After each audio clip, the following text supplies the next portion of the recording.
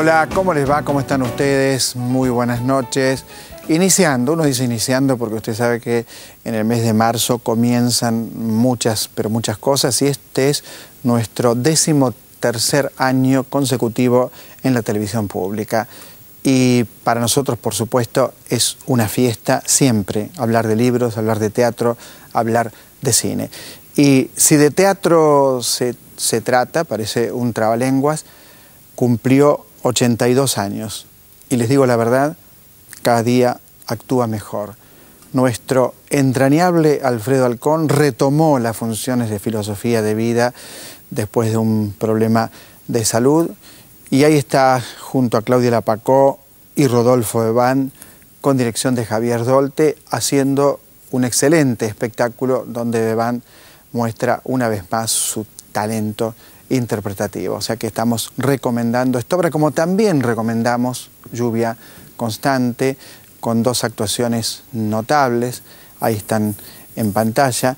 Un trabajo también de dirección aquí muy fuerte, realmente muy fuerte, que tiene que ver con sostener, a través de la actuación, sostener la trama de esta obra, que no es una trama descomunal. Lo que la sostiene es el trabajo de estos dos excelentes actores, Joaquín Furrier, Rodrigo de la Serna, lo vieron recién en pantalla. Quiero recomendar también, y muy especialmente, porque me parece que es una obra importante, casi hago un chiste, ¿no? Perdonen, siempre me salen estas cosas, que hacen La Calle Corrientes, la última sesión de Freud. Bueno, y buenos espectáculos, recién recomendé espectáculo La Calle Corrientes.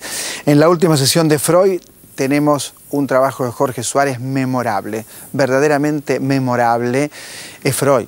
Uno lo ve y es Freud. Si uno ha visto fotos de Freud, en la biografía, por ejemplo, de Peter Guy, es increíble el parecido físico que ha logrado Jorge Suárez en este encuentro con el personaje que interpreta Louis Machin, que es C.S. Lewis, el autor de las Crónicas de Narnia. Este encuentro donde Freud está enfermo, bastante enfermo, y sin embargo continúa pensando, continúa discutiendo, continúa construyendo la realidad hasta el último minuto. Tiene un cáncer avanzado, ha tenido muchas operaciones y ahí está, con toda su fuerza, con todo su pensamiento, un pensamiento que, como ustedes saben, revolucionó nuestra manera de ver el mundo. Así que empezamos recomendando teatro y enseguida vamos a hablar con dos grupos de teatro.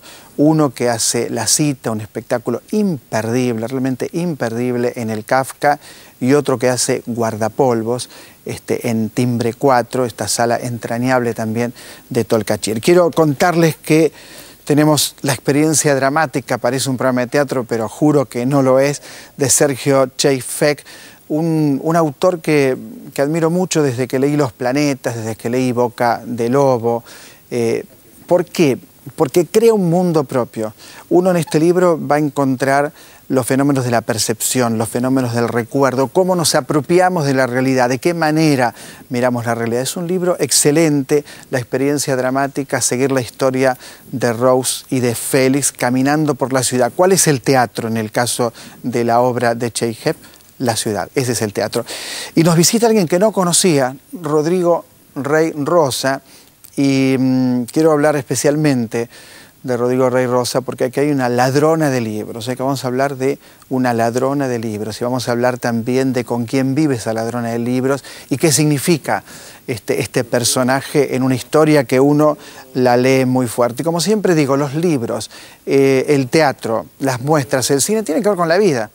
Porque lo que uno descubre cuando frecuenta todo este universo son aspectos o de la propia existencia o del mundo en el que vivimos. Y esto es también lo que encontramos en la muestra en el Palais de Glace, que tiene que ver con algo fascinante, arte colectivo. Es un grupo que trabaja para reconstruir aquello que la dictadura quiso destruir. Arte, memoria, colectivo, ahí están las imágenes de Rodolfo Walsh, pero claro, no es el único, por supuesto. Todas estas imágenes que estamos viendo pertenecen a personas que la dictadura quiso borrar, quiso directamente sacar de circulación, asesinándolos, matándolos. Entonces ahí tenemos estos seres que se han perdido, reconstruidos por familiares, por cartas, por amigos. Entonces de esa manera reconstruimos, sí, claro, reconstruimos la memoria y no permitimos que gane el silencio, no permitimos que gane la barbarie. La muestra Arte Memoria Colectivo, ahí veíamos imágenes de Ortergel, muestra retratos pictóricos realizados colectivamente, con fotografías, con proyecciones, con textos, y también, claro, hay conferencias, hay debates, hay actividades. Imperdibles, les digo de verdad, no dejen de concurrir. Ahí están las imágenes que transmitimos, por supuesto, por la televisión pública y para todo el país. Estas son cosas que nos enorgullecen, como nos da vergüenza, sinceramente vergüenza, y ya me voy a la mesa con los invitados del primer bloque, nos da vergüenza que Radio de la Ciudad no tenga programación, quizás hasta el mes de junio. Días pasados una nota de Pablo Zunino en La Nación, una excelente nota, daba cuenta de esto. Y yo me pregunto de verdad, ¿por qué los diarios no cuentan que Radio de la Ciudad, que es una radio de los contribuyentes, digo, salvo la nota de La Nación, no he leído otras notas, no cuentan este acto de verdadera barbarie que realizan quienes están hoy al frente de Radio de la Ciudad, que es quitarle la programación? Desde el 17 de diciembre hasta hoy pasan música, señores. Eso hacen con la radio que, por si no se enteraron los amigos de Macri, esa radio no les pertenece. Pequeño detalle, les cuento para que sepan, por ahí no lo saben, no les pertenecen. ¿Sabían eso? Es de los contribuyentes, por lo tanto tienen que poner programación. Bien, esas son las cosas que nos indignan. En cambio, el teatro siempre nos fascina, y ya mismo voy a saludar a los amigos que están sentados aquí con dos obras que tienen bastante en común, en mi opinión. Eso lo veremos. ¿Cómo le va? Bien, muy bien. ¿Cómo andan? ¿Bien? Bien. Se los ve perfectos. Aldana Cal, La Cita. ¿Qué es La Cita? La Cita es una obra que trabaja a partir de la figura de Rodolfo Walsh.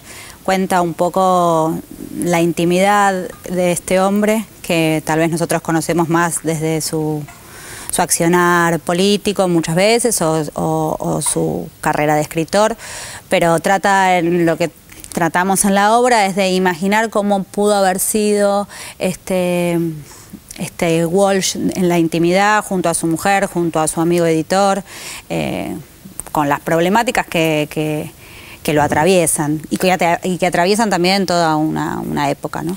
Hay una tensión en la obra muy fuerte, ¿no? La lucha armada, editar un libro, no editarlo. Recordemos que Walsh es el autor de Operación Masacre, entre otras cosas extraordinarias que escribió.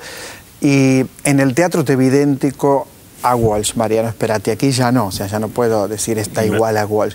En el teatro, con los anteojos de Walsh, cuando terminé de ver la obra, fui a mi casa, tomé libros de Walsh, miré las fotos y digo, no, es igual. ¿Esto lo has vivido así en algún punto? Sí, bueno, hay un parecido evidente con todos esos adminículos, anteojos y todo. Y sí, no una búsqueda específica de buscar el parecido físico, pero bueno, sí, hay algo de eso. Y digamos, yo busqué conectarme con Walsh más de otro lugar, para lo cual fue una gran guía, digamos, el libro Ese hombre y otros papeles, donde hay, ¿no? Se editan los diarios de Walsh. Entonces, nada, el desafío era cómo armar un Walsh, cómo entrarle a la figura de Walsh, digamos, por otro lado, siendo como es una figura también que uno ya tiene, es una imagen tan sólida. Leíste la obra de Aldana y a partir de ahí empezaste a trabajar el personaje, supongo. Sí, claramente era un buen portal para acceder por otro lado, eso como más de entre casa, un lugar mucho más íntimo del cuarto. Tamara Kipper, ¿cómo va? Muy bien. Guardapolvos es la obra que vi en Timbre 4 y que tiene que ver con algo de lo que hablábamos recién, ¿no? Cuando hablaba de esta muestra, con recuperar algo perdido, en este caso sería tu papá. Sí. Contame. La obra surge a partir de la necesidad de hablar de él como persona, hablar de él como ser humano, con sus pensamientos, sus gustos, su intimidad, su profesión, y recuperar la entidad y la identidad en un caso que es el que yo conozco, que es el de mi papá, pero una manera de poder hacer algo íntimo para que la gente pueda identificarse desde el lugar de ser humano.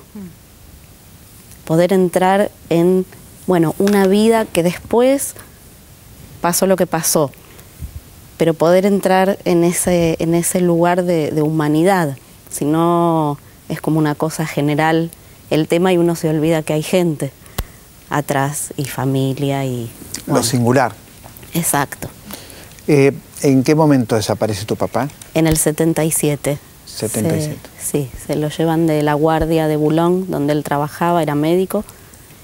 Y bueno, después... Vos eras chiquito, o sea que yo vos... tenía 3 años. O sea que vos te educaste sin la figura de tu papá. Exacto. Y la obra tiene mucho de la mirada de los chicos, porque bueno, fue mi vivencia con la verdad. En mi casa me dijeron lo que yo podía entender a los 3 años, y bueno, a medida que fui creciendo, fui pudiendo entender más y sumarme a las búsquedas y a las investigaciones, y me parecía como interesante esa mirada apoyada en los chicos, porque hay algo que es muy puro y a la vez muy... los chicos olfatean todo, ¿no? Los chicos saben y sienten todo. Después van armando, ¿no?, caparazones y formas de seguir jugando y creciendo y viviendo. Pero bueno, en este caso había una conciencia que en mi casa y mi familia y mi mamá y mis tíos y mi abuela siempre estuvo.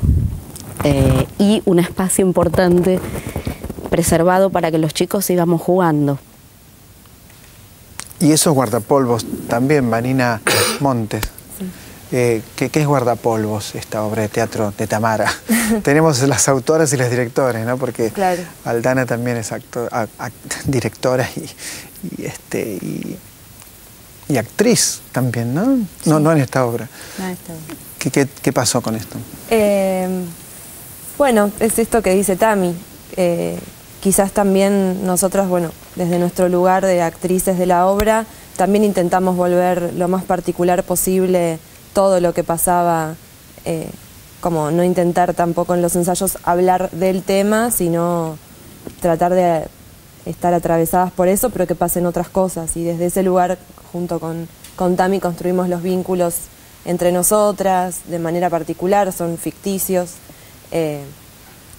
pero bueno, llegó un momento en el que claramente se tomó la decisión de, bueno, estamos hablando de esto, de una historia que pasó, que es real, más allá de que la obra tenga muchas cosas que son pura ficción. Y bueno, eso fue un momento como... Es impresionante cómo esta generación toma la posta de las cosas que vivió mi generación, cómo la toman, desde qué lugar la toman, porque no la toman desde un lugar de bajar línea, ¿no? que fue una época del teatro argentino, ¿no? Bajar línea ideológica, cómo son las cosas. Pienso en la obra En mi vida después de Lola Arias, que creo que vos también actuabas, Mariano, y bueno, y recuerdo esa obra cómo me impactó y cómo me impactaron estas dos. Es otra cosa, es como tratar de atrapar la singularidad, tratar de atrapar un instante me parece, ¿no? Algo de esto es... Sí, yo creo, en relación a nuestra obra, que claramente la figura de Walsh siempre atrae e interesa. Yo creo que, no sé, para informarse está Wikipedia, digo, claro, ¿no? Como que hay, está Google. Claro, entonces me parece que lo interesante, como decía Mariano, el desafío es tratar de buscar otros modos de entrarle. Y también me parece que en ese sentido las dos obras tienen algo muy fuerte en común, que es desde la imaginación, como entrar a la historia, a revisar la historia desde la imaginación. Yo particularmente, además, ingresé a Walsh desde la literatura, y junto con la literatura vino todo ese caudal del periodista, el militante, porque bueno, en él hay algo que está permanentemente mezclado, digo, el arte, la vida, su profesión, su militancia, no sé. Entonces es imposible separar una cosa de la otra, pero mi primer encuentro con Walsh fue en mis años de estudiante, cuando estudiaba letras, y quedé fascinada por su prosa. Y después vino la fascinación también por esa figura, por esa vida, por esa gran vitalidad. Y hay algo con la lucha armada. ¿Cómo lo ves vos, Mariano, cuando tomás el revólver, lo guardás, cuando estás atento a que alguien pueda llegar a tu refugio del Tigre? Que fue así, además, Walsh vivió en el Tigre. Sí, sí, igual, bueno, los últimos tiempos estaba en la casa de San Vicente, pero sí, tiene una relación muy estrecha con el Tigre. Y lo de la fuerza, lo de la lucha armada, sí, en la obra no está, digamos, forma parte de lo que es el clima general de la época y de saber que uno estaba conviviendo con eso. No está para nada puesto, me parece, el énfasis en eso. No, por supuesto tu opinión es más importante que la mía porque estás dentro de la obra. Ahora yo como espectador te digo, quizás porque es una obra de la época en que yo viví esas cosas, la lucha armada está. Sí. Porque hay un revólver. Un revólver es algo muy amenazante, sí. Muy amenazante, sí. ¿Viste? Sí, que lo sacan, que lo guardan. No, por eso, son 2 o 3 acciones, pero que son reconcretas y con mucho peso para nosotros. Y además vos sentís que en cualquier momento vienen y los matan a todos. Como espectador te hablo, ¿no? Simplemente como espectador. Sí, estaba esa intención un poco, ¿no? ¿Tenías relación con la obra de Walsh? Sí, yo había leído y bueno, a partir de la obra fue como reconectar con muchas cosas que había leído ya, otras que no había leído. Y nada, estuvo buenísimo. Y sobre todo descubrí este libro, ese sí que no lo conocía, que es esta recopilación que editó De la Flor de los diarios de él, donde entonces uno tiene un aspecto de primera mano, digamos. Sí, muy íntimo, donde sí está por supuesto esto de la tensión entre la política y la escritura, pero después también hay un aspecto mucho más humano que a mí, por lo menos para entrar al personaje, me sirvió mucho más. Donde eso se ve, lo que se ve de un hombre, digo, sus miserias, su deseo, su estar con una mujer, como está en la obra. ¿Cómo construís una obra de teatro a partir de algo tan íntimo y personal? ¿Cómo haces para poner distancia, para no poner distancia cuando no querés? Contame ese proceso. Mirá, hubo una decisión que fue, bueno, Guardapolvo son 4 hermanas, como si fuera en el presente, y la infancia representada por otras 2 de las actrices, que sería el pasado y unas tías que son también el pasado más reciente después de que se lo llevan al padre de estas chicas. Y yo tengo hermano varón y tengo tíos varones que estuvieron muy presentes y decidí, bueno, vamos a distanciarlo un poco y que no sea exactamente la construcción de mi familia, porque no sabía qué me podía pasar. Claro. No sabía. Entonces dije, bueno, en esto vamos a distanciarlo un poco. Y después muchos de los textos de la obra son textos que fui escribiendo sueltos en distintos momentos y que terminé de juntarlos y entender que eran guardapolvos. Para mí fue muy importante el proceso de trabajo con las chicas, con las actrices, porque fue la primera vez en la que yo me senté a contar sistemáticamente cosas de mi historia, desde los recuerdos que me contaban de las cosas que hacía mi papá. Era un imitador y un cómico total, entonces volvía del hospital y hacía imitaciones, y cuando iba a atender a las tías que les iba a poner inyecciones, les hacía una imitación, les hacía reírse un montón y después las atendía.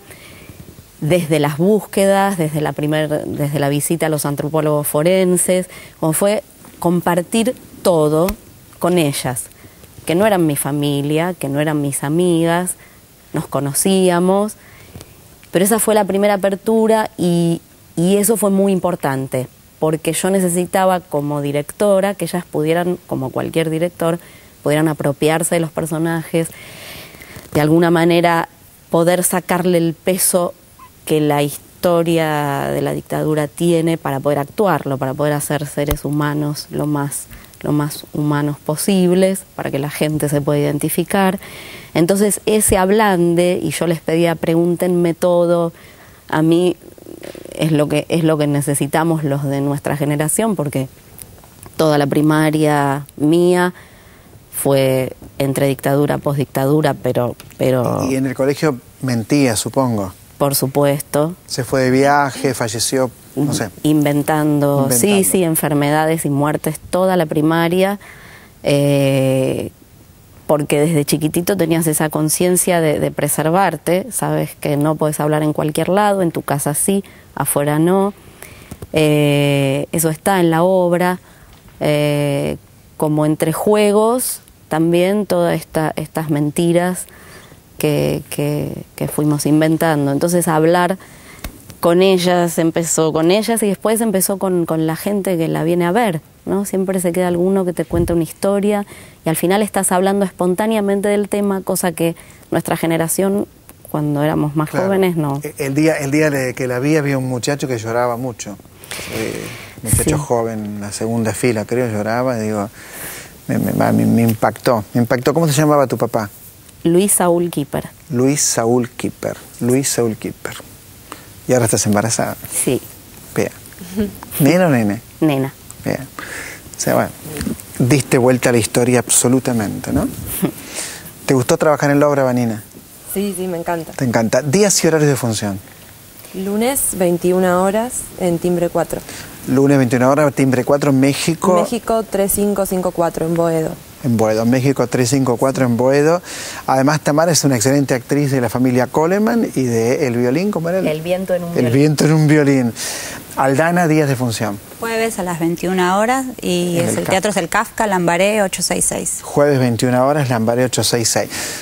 Decime. El lunes 19 hacemos una función gratis por el 24 de marzo. Bien. En el mismo horario. Si quieren pueden reservar en Alternativa Teatral. El lunes 19 gratis por Alternativa Teatral, reservarlo.